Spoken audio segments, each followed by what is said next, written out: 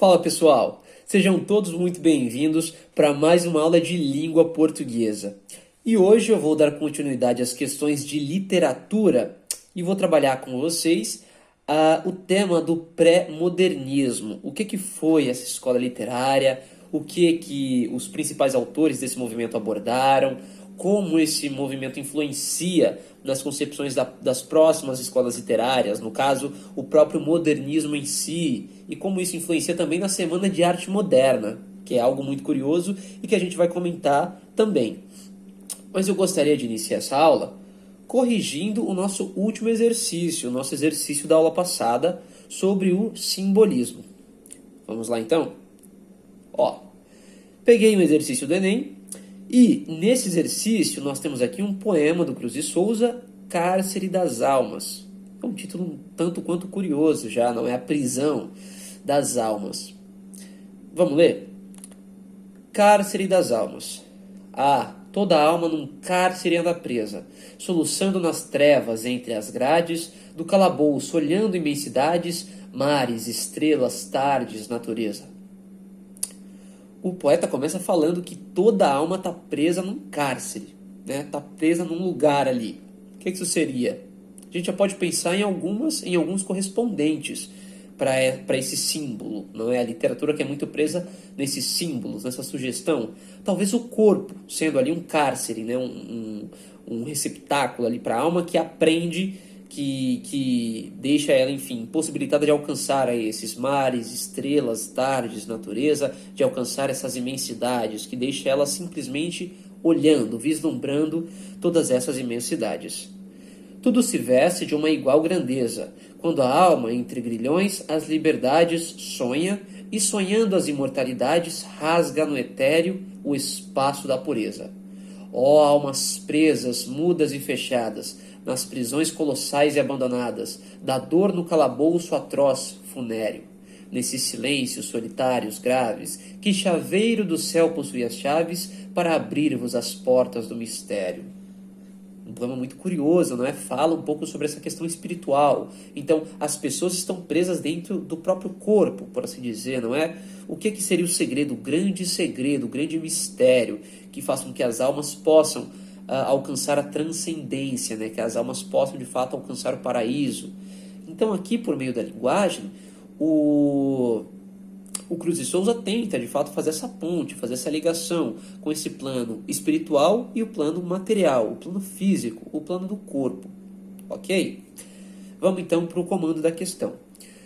Os elementos formais e temáticos relacionados ao contexto cultural do simbolismo, encontrados no poema Cárcere das Almas, de Cruz de Souza, são: então, quais elementos formais e temáticos, ou seja, dos assuntos que são tratados, que são abordados, que nós conseguimos identificar aqui? A opção pela abordagem em linguagem simples e direta de temas filosóficos. Não temos uma linguagem tão simples e direta. Na verdade, o que temos é o contrário. Não é uma linguagem que ela é sugestiva, ela é subjetiva. Ela não é direta, ela não é objetiva. Ela sugere ao invés de entregar para o leitor esse objeto. Então ela vai usando ali elementos, metáforas, sinestesias, antíteses, para aproximar e criar ali uma sugestão. Portanto, a alternativa A está incorreta. B. A prevalência do lirismo amoroso e intimista em relação à temática nacionalista. Em algum momento aqui é possível pensar numa relação com a própria pátria, com a relação nacionalista? Eu diria que não, tá? E não temos também aqui um lirismo amoroso. Esse poema não evidencia isso, tá bom? Temos um tema um pouco mais amplo. Ele não foca ali uma questão típica do lirismo amoroso. C. O refinamento estético da forma poética e o tratamento metafísico de temas universais. Aqui parece que nós temos algo do tipo, não é? Uma linguagem que busca a transcendência, a universalidade, busca fazer essa relação com essa questão metafísica, aproximar o plano físico do plano espiritual.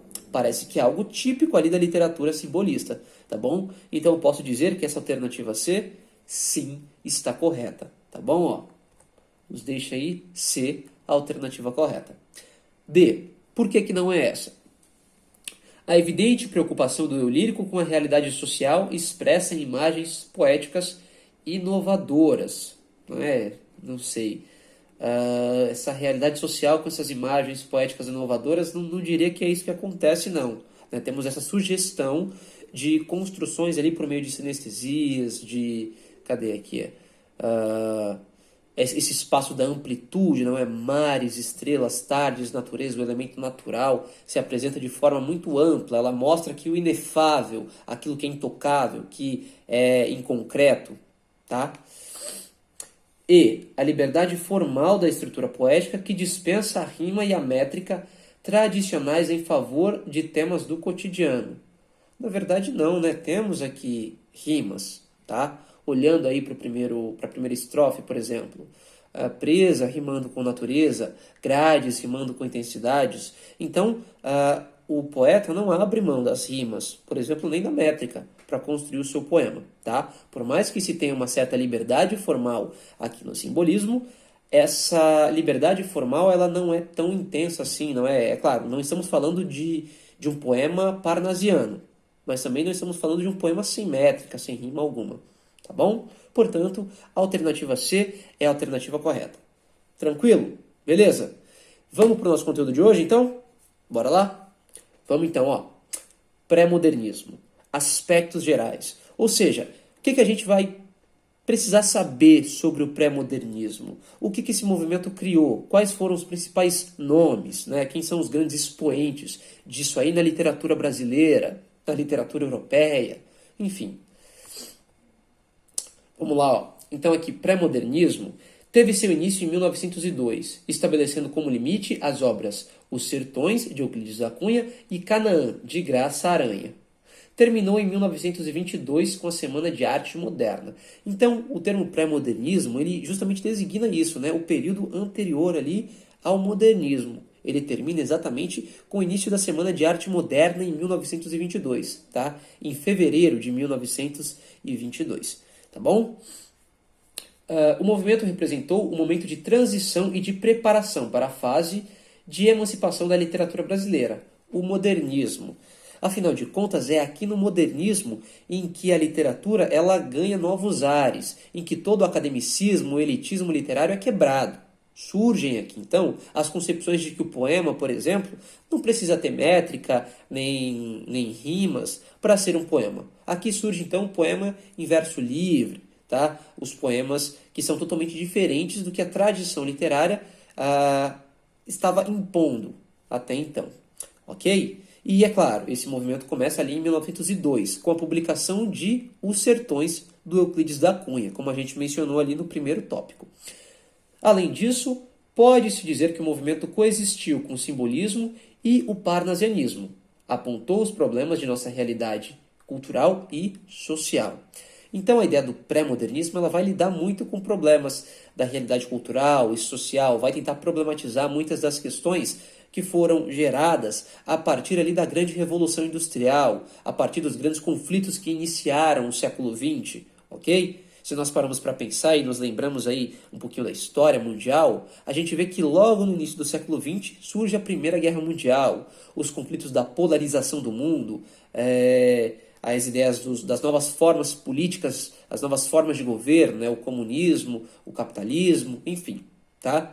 E aqui à esquerda, vocês conseguem ver ali uma série de rostos, tá? Uma pintura com uma série de rostos aí. Essa pintura é Os Operários, da Tarsila do Amaral. E ela de fato mostra um âmbito mais social, um âmbito mais humano a partir dessa revolução industrial, né? A partir desse processo de industrialização.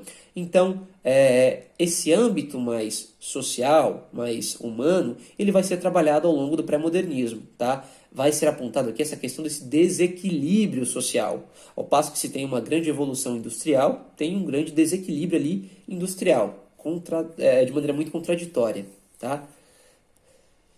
Então aqui, ó, conseguem ver aí completo a pintura Operários, que mostra de fato vários rostos diferentes, e ao fundo ali, que nós conseguimos ver, né, as grandes indústrias, tá? Então parece que são trabalhadores saindo das grandes indústrias, são, enfim, um trabalhador atrás do outro, como se fossem, enfim, indiferentes, pessoas totalmente iguais entre si, sem individualidade.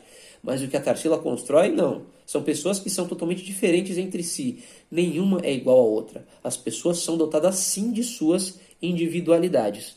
Tá bom? Então ninguém é igual a ninguém.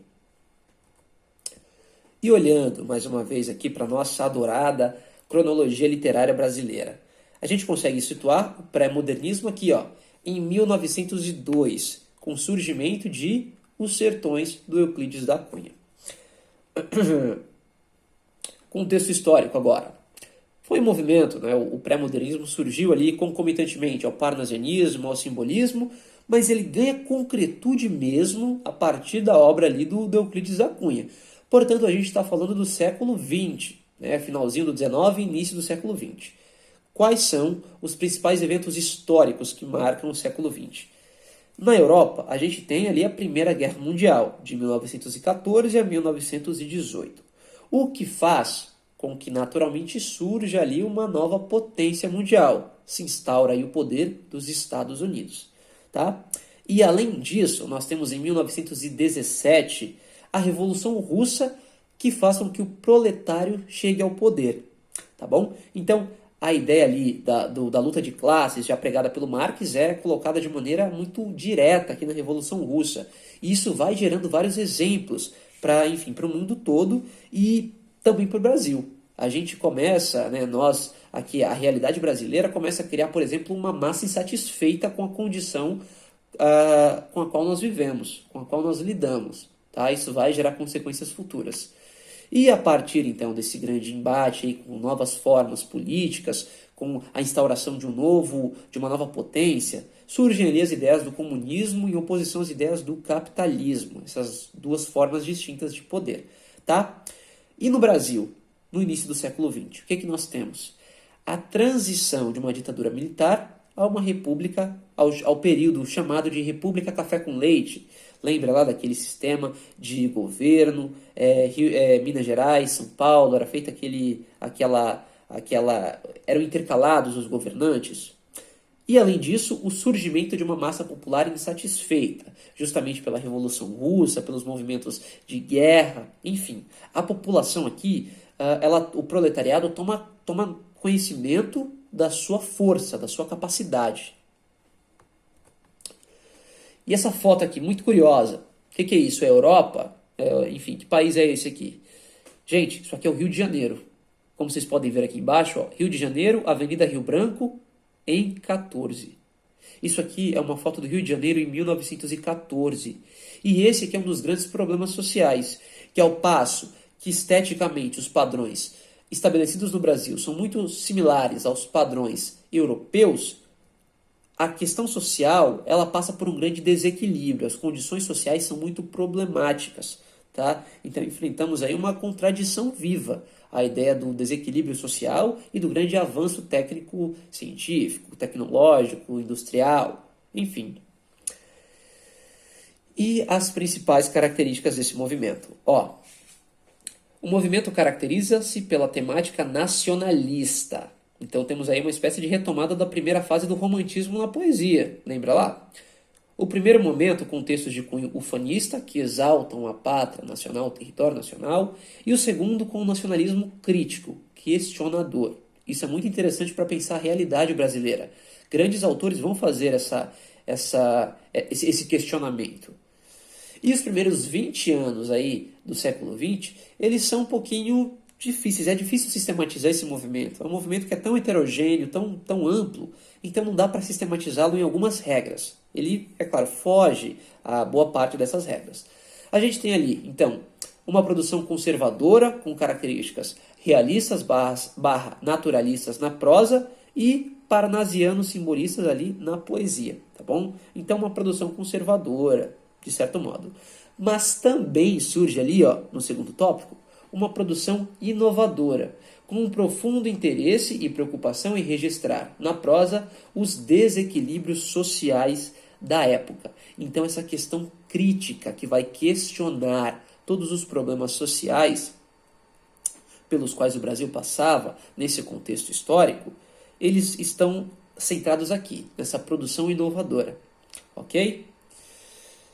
E as manifestações artísticas também são muito importantes e ganham um grande espaço de atuação aqui dentro desse contexto, com pintores como a Anita Malfatti e o Lazar Segal. Tá? São dois pintores excelentes, incríveis, que vão introduzir um pouco das estéticas modernas, vão brincar um pouco com as vanguardas europeias, que vão influenciar todos os movimentos da literatura modernista, não é? Os movimentos do expressionismo, do futurismo e por aí vai.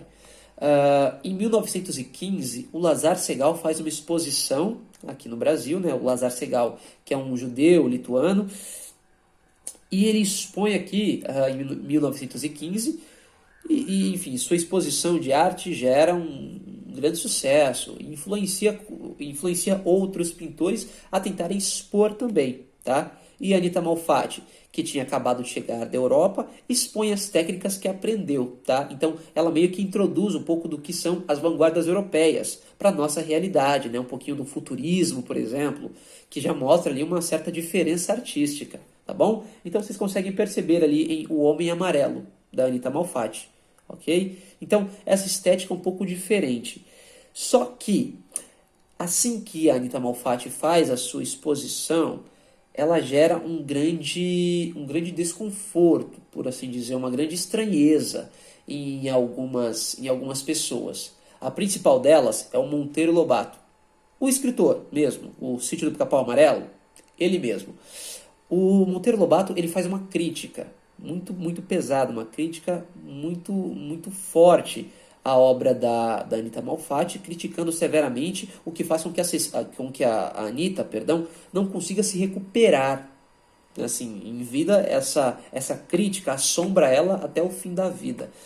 Então, essa crítica muito dura fala com que a obra da Anita não é uma obra real, é uma obra que tem uma visão estrábica sobre a realidade, mas enfim, isso faz também, em contrapartida, com que a comunidade jovem que estava engajada nos processos artísticos se posicione contra o Monteiro Lobato, né? Se posicione contra ele, identificando que o Monteiro Lobato não sabia nada das novas tendências artísticas que estavam vigorando ali pela Europa, certo? Esse artigo, muito importante, a gente vai mencionar um pouquinho sobre ele, mas ele é publicado, se eu não me engano, em 1917, e se chama Paranoia ou Mistificação. É importante vocês darem uma lida nele. A alcunha pré-modernismo, né, o termo pré-modernismo, por que ele surgiu assim? Por que eu posso dizer que esse movimento, essa escola literária, não é uma escola literária por si só, mas é uma escola que está antes de outra, não é? Então, pré-modernismo, por quê? Esse termo foi criado ali em 1950 pelo crítico literário Alceu de Amoroso Lima, e foi numa espécie de intento, de tentativa, de sistematizar, de padronizar todas as produções artísticas desse período, que eram extremamente heterogêneas, né? Então tem uma forte heterogeneidade aqui pelas produções literárias. Portanto, esse termo pré-modernismo não engloba toda a complexidade estética do movimento, né? Tem obras que eu não posso considerá-las como pré-modernas, tá? Portanto, esse termo ele pode ser até um pouco pejorativo, tá?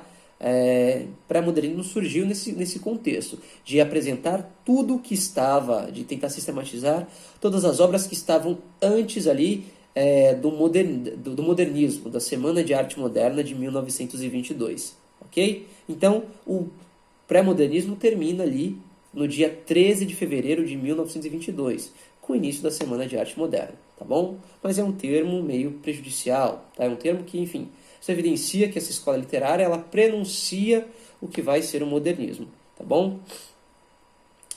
E o principal, diria que um dos principais nomes aqui do pré-modernismo é o Euclides da Cunha, o autor de Os Sertões, tá? O Euclides, ele teve uma infância um pouco conturbada. Ele ficou órfão muito cedo e acabou passando por diversos lares de familiares, todos os lares temporários. Isso fez com que ele crescesse com essas características mais tímidas, mais arredias. E, enfim, o Euclides da Cunha, né, ele perde a mãe, perdão, e isso faz com que ele fique vivendo na casa de parentes ali temporariamente. E ele tenta, depois de, enfim, depois de ter o seu processo de educação formal, ele tenta ingressar na escola militar. É expulso da escola militar e volta depois ali a servir ao exército. Tá? Ele é incorporado de novo ao exército. E em 1897 ele vai como correspondente de guerra, cobrir a Guerra de Canudos. Tá bom? E passados 4 anos do fim da guerra, após inúmeras reflexões sobre o que havia presenciado, escreve, em 1902, Os Sertões, e torna-se celebridade do dia para a noite. Porque, de fato, o valor estético, literário de Os Sertões é enorme, é incrível. Em 21 de setembro de 1903, Euclides da Cunha foi eleito para a cadeira número 7 da Academia Brasileira de Letras, o que evidencia também ali a importância do Euclides da Cunha. Tá? E Os Sertões? O que essa obra trata? Nesta obra, Euclides da Cunha descreveu a terra, o homem, a sociedade, a religião, enfim, todos os aspectos do sertão brasileiro. Sua intenção foi não só revelar à nação a vida humilde e desamparada do povo do sertão, esquecido pelos governantes, mas também denunciar o erro do governo com sua expedição punitiva, sem considerar os precedentes de natureza sociológica que deram motivo para o conflito. Tá? Então aqui o Euclides tenta traçar aí um panorama, tenta traçar um perfil do território nacional, tá? Então como os sertões, como a terra é, por exemplo. E não só, ele descreve também o homem trabalhador do sertão, como esse povo que vive ali nas condições mais paupérrimas possíveis, nas condições mais degradantes possíveis, como essas pessoas conseguem viver assim sem o auxílio do governo, sem a ajuda do governo, né? Tem uma espécie de desamparo governamental com relação a essas pessoas. Então, percebam que o Euclides ele faz uma espécie de crítica a esse desequilíbrio social, a uma sociedade mal estruturada. Tá? E a obra se divide em 3 partes. Então, essas 3 partes que ele categoriza aí um pouquinho do que é a sociedade brasileira. Ele fala primeiro sobre a terra, né, sobre os sertões em si, como é a terra. Depois fala sobre o homem, sobre a questão do homem trabalhador. Como é que esse homem, em especial o jagunço, como ele sobrevive ali naquela comunidade de Canudos, enfim. E, ao fim, ele retrata a luta, tá? Como é o processo de luta ali da Guerra de Canudos, como é o massacre, não é que o exército entra ali na comunidade de Canudos, faz um massacre, assassina várias pessoas e, enfim, acaba na morte também do líder de Canudos, o Antônio Conselheiro. Ok? Então, o Euclides ele traz esse perfil de um nacionalismo crítico, né? Ele apresenta um certo questionamento a respeito da realidade brasileira e também ele mostra de maneira muito íntima ali como tinha esse desequilíbrio social, tá? Então esse grande desamparo governamental com relação à população. E outro grande escritor aí do pré-modernismo é o Lima Barreto, tá? O escritor retratava em seus textos a tristeza dos subúrbios e de seu povo humilde. Sua obra está impregnada com a preocupação com os fatos históricos e costumes sociais, demonstrando grande carinho pelos menos favorecidos e humilhados, fugindo, porém, do sentimentalismo populista, onde se torna uma espécie de cronista apaixonado da antiga capital federal. O Lima Barreto, ele realmente vai ter aí uma grande afeição pelo povo humilde, pelos menos favorecidos, porque ele vai sentir literalmente na pele esses problemas. O Lima Barreto, uma pessoa considerada mestiça, vai ser vítima de vários problemas preconceituosos impostos pela sociedade.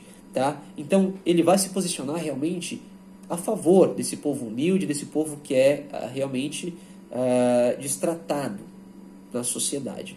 Tá? E ele não vai tratar de temas que são muito comuns ao pré-modernismo.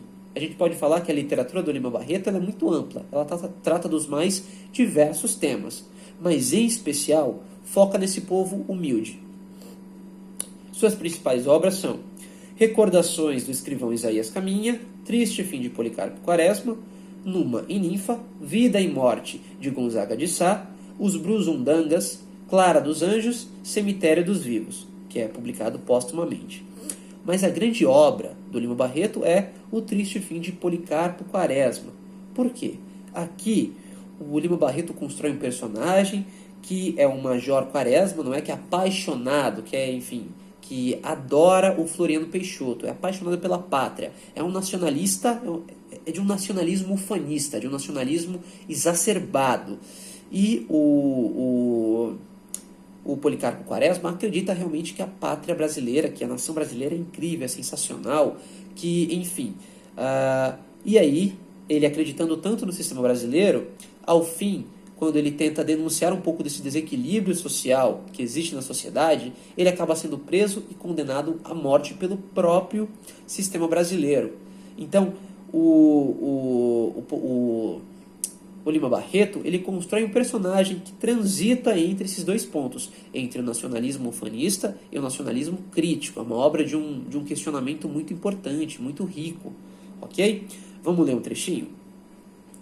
Policarpo Quaresma, cidadão brasileiro, funcionário público, certo de que a língua portuguesa é emprestada ao Brasil, certo também de que esse fato, o falar e o escrever em geral, sobretudo no campo das letras, se vêem na humilhante contingência de sofrer continuamente censuras ásperas dos proprietários da língua, sabendo além que dentro do nosso país, os autores e os escritores, com especialidade os gramáticos, não se entendem no tocante à correção gramatical, vendo-se diariamente surgir azedas polêmicas entre os mais profundos estudiosos do nosso idioma.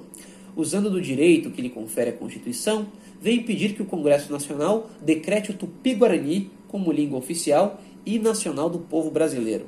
Olha só o quão nacionalista ele é. Ele acha que a língua portuguesa pertence simplesmente aos portugueses, que o nosso elemento nacional é o Tupi-Guarani. Tá? Ele quer que o Tupi se torne a nossa língua. Beleza? Então ele é realmente muito nacionalista. E é fato interessante pensar nessa questão da correção gramatical, porque o próprio Lima Barreto foi muito criticado em vida, porque ele escrevia às vezes com não muita adequação às normas gramaticais, tá? Justamente refletindo ali certa oralidade na literatura, o que é, enfim, um recurso típico da modernidade, mas que foi incompreendido ali para o período em questão. E por fim temos aí o Monteiro Lobato, um outro grande escritor. Temos vários ali autores que estão envoltos aí dentro do movimento, mas que não vamos mencionar aqui, que eu não vou me debruçar sobre eles. Por exemplo, Graça Aranha, que publica Canaã, que é a última obra ali do pré-modernismo, tá? Mas o Monteiro Lobato, ele é então um autor de extensa e variada obra composta de crônicas, contos, artigos, ensaios e literatura infantil.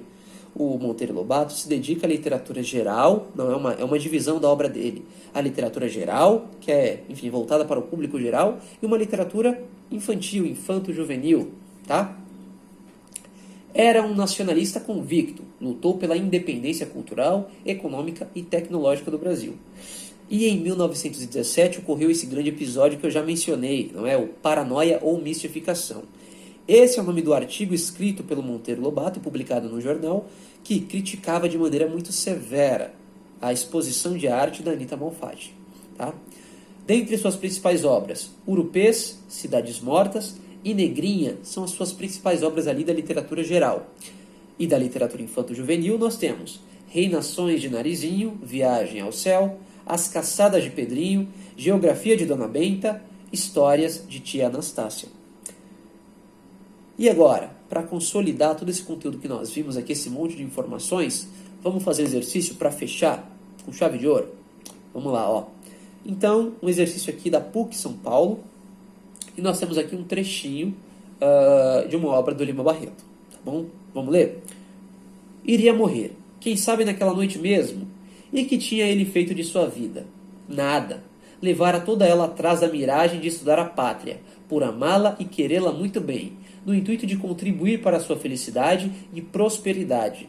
Gastar a sua mocidade nisso, a sua virilidade também. E agora que estava na velhice, como ela o recompensava, como ela o premiava, como ela o condenava, matando-o. E o que não deixara de ver, de gozar, de fruir na sua vida, tudo. Não brincara, não pandegara, não amara. Todo esse lado da existência, que parece fugir um pouco à sua tristeza necessária, ele não vira, ele não provara, ele não experimentara. Desde 18 anos que o tal patriotismo lhe absorvia e por ele fizera a tolice de estudar inutilidades. Que lhe importavam os rios? Eram grandes? Pois se fossem. Em que lhe contribuiria para a felicidade saber o nome dos heróis do Brasil? Em nada. O importante é que ele tivesse sido feliz. Foi? Não. Lembrou-se das suas causas de tupi, do folclore, de suas tentativas agrícolas. Restava disto tudo, em sua alma, uma sofisticação? Nenhuma, nenhuma. Aqui então nós temos aí um trechinho do Triste Fim de Policarpo Quaresma. Não é, como o próprio título já evidencia, ao fim da obra, o Policarpo é condenado à morte e ele se dá conta de que tudo aquilo, todas as áreas do estudo às quais ele se dedicou, por tentar amar a própria pátria, esse patriotismo exacerbado, não serviu de nada, simplesmente culminou na morte do próprio protagonista. Tá? As obras do autor desse trecho integram um período literário chamado pré-modernismo. Tal designação para este período se justifica porque ele a. Desenvolve temas do nacionalismo e se liga às vanguardas europeias. B. Engloba toda a produção literária que se fez antes do modernismo. C. Antecipa temática e formalmente as manifestações modernistas. D. Se preocupa com o estudo das raças e das culturas formadoras do nordestino brasileiro. Ou E. Prepara pela irreverência de sua linguagem as conquistas estilísticas do modernismo. E aí, conseguem pensar qual que é a resposta correta? Já se decidiram? Já sabem? Ainda não? Pessoal, pensem então com carinho, pensem com atenção, ok? Por hoje é só, espero que tenha ficado claro aí todas as questões relativas ao pré-modernismo e na próxima aula nós iniciamos corrigindo esse exercício aqui. Tudo bem? Um beijo no coração, gente. Tchau, tchau.